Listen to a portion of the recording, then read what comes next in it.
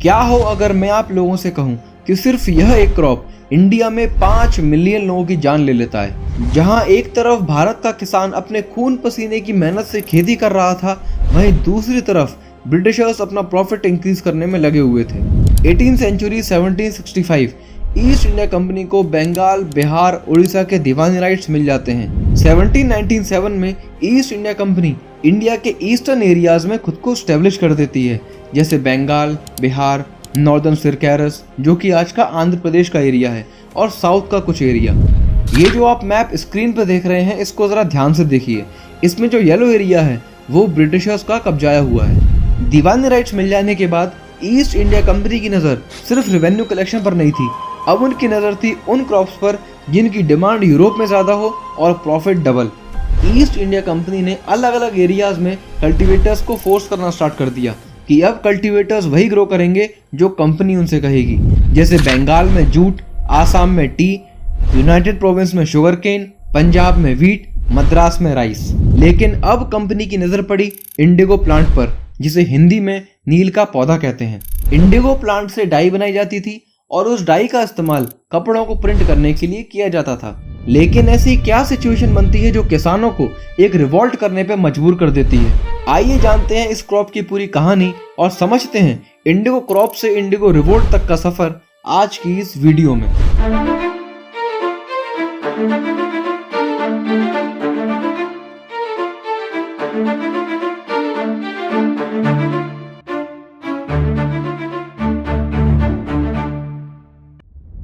Indian Indigo की story जानने से पहले इंपॉर्टेंट ये है कि इसमें ऐसा क्या था जिसकी वजह से इसकी इतनी ह्यूज डिमांड थी। 13वीं सेंचुरी में इंडियन इंडिगो का यूज इटली, फ्रांस और ब्रिटेन के क्लॉथ मैन्युफैक्चरर अपने क्लॉथ पर डाई करने के लिए किया करते थे।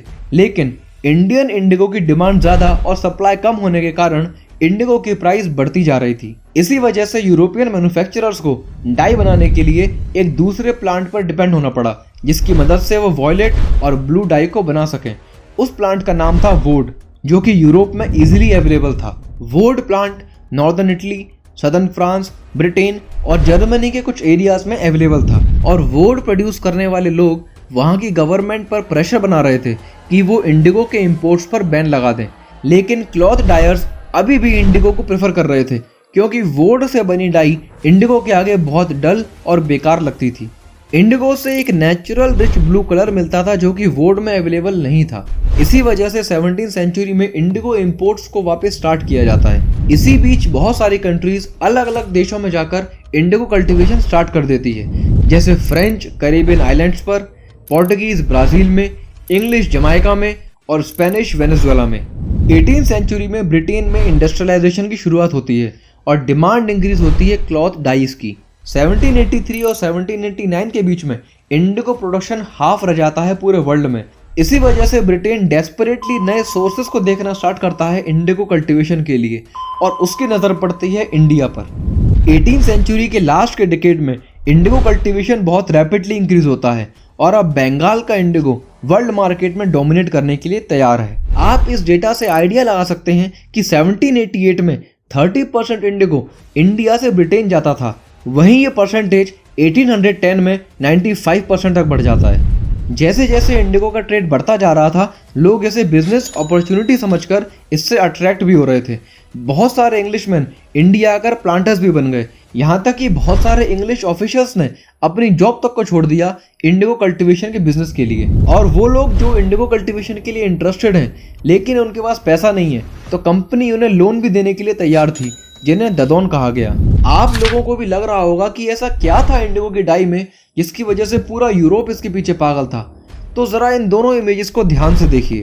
लेफ्ट वाली इमेज में कलमकारी प्रिंट है, जिसे आंध्र प्रदेश के वीवर्स ने बनाया है और इसमें इंडिगो का यूज हुआ है। वहीं लेफ्ट वाली इमेज में फ्लोरल कॉटन प्रिंट है, जिसे ब्रिटेन के विलियम मॉरिस ने बनाया है और इसमें इंडिगो का यूज नहीं हुआ है। दोनों क्लॉथ प्रिंट में से लेफ्ट वाला कलमकारी प्रिंट ज़्यादा अट्रैक्टिव है और राइट वाला क्लॉथ प्रिंट उसके मुकाबले काफ़ी डल लग रहा है। इंडिगो डाई की इसी अट्रैक्टिवनेस की वजह से जब ब्रिटेन का क्लॉथ किसी मार्केट में लॉन्च होता था तो उन्हें उसका बहुत ज़्यादा प्रॉफिट मिलता था। इसी अट्रैक्टिवनेस की वजह से इंडिगो की इतनी ह्यूज डिमांड थी, और इस डिमांड को पूरा करने के लिए और रेवेन्यू को जनरेट करने के लिए ब्रिटिशर्स किसी भी हद तक जाने को तैयार थे। आइए जानते हैं कि इंडिया में इंडिगो को कल्टीवेट करने के लिए ब्रिटिशर्स ने किन दो सिस्टम्स को फॉर्मुलेट किया। पहला सिस्टम था निज कल्टीवेशन, दूसरा सिस्टम था रैयत कल्टीवेशन।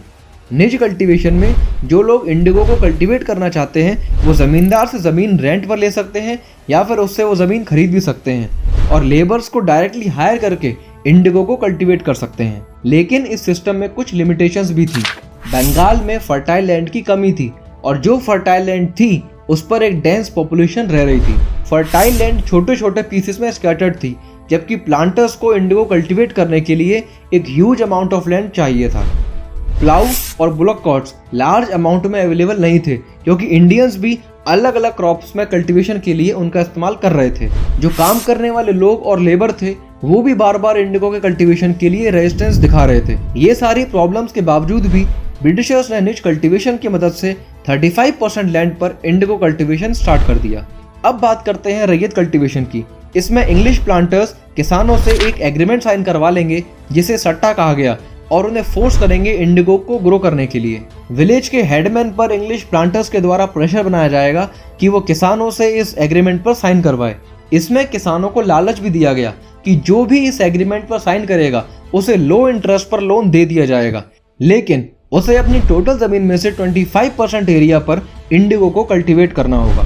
अब जैसे ही किसान अपनी क्रॉप को प्लांटर्स को दिया करता था वो प्लांटर से एक नया लोन भी ले लिया करता था और ये लोन की साइकिल वापस स्टार्ट हो जाया करती थी क्योंकि इंडिगो कल्टीवेशन के बदले उन्हें बहुत कम रेवेन्यू मिलता था। तो किसान अपनी बेसिक नीड्स को पूरा करने के लिए, टैक्स को पे करने के लिए और जो पुराना लोन है उस पर इंटरेस्ट देने के लिए एक नया लोन ले लिया करता था, जिससे वो एक लोन साइकिल में फंस के रह गया।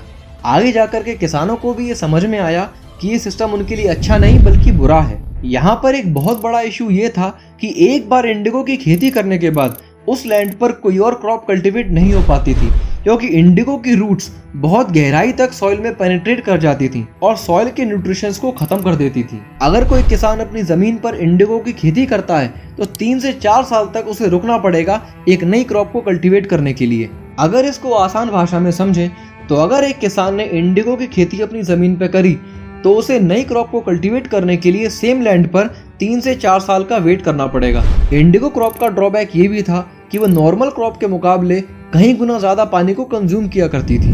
नेक्स्ट वीडियो में हम समझेंगे कि कैसे इंडिगो क्रॉप से डाई बनाई जाती थी और कैसे अब Indigo crop production Indigo revolt में कन्वर्ट हो जाता है। बहुत सारे किसान मिलकर इंडिगो फैक्ट्री पर हमला कर देते हैं और फिर स्टार्ट होता है द ब्लू रेबेलियन।